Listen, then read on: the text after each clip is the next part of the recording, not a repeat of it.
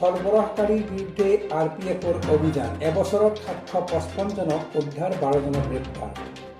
উত্তর পূব সীমান্ত রেলওয়ে সুরক্ষা বাহিনী আরপিএফে যাত্রীবাহী রেল স্টেশন রেলওয়ে পৰিসৰত মানৱ সৰবৰাহকাৰী চক্ৰই যাতে অবৈধভাৱে শিশু মহিলাকে ধৰি মানৱ সৰবৰাহ কৰিব নোৱাৰে তাৰ বিৰুদ্ধে অভিযান চলাই আহিছে।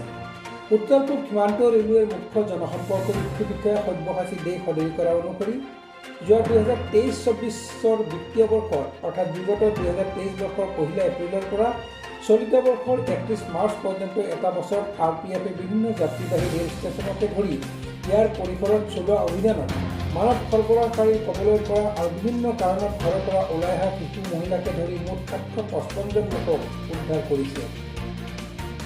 ইয়াৰে 32 জনক উদ্ধাৰ কৰা হৈছে মানৱ সৰবৰাহকাৰীৰ কবলৰ পৰা।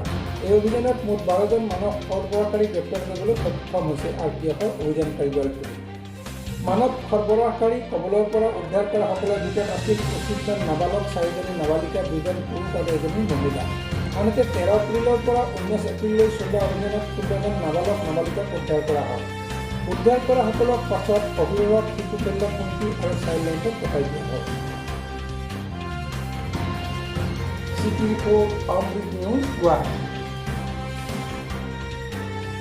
অমৃত প্ৰবাহ, অসমীয়া সাপ্তাহিক কাকতৰ ডিজিটেল সংস্কৰণ অমৃত নিউজ, সত্যৰ সন্ধানত অমৃত নিউজ।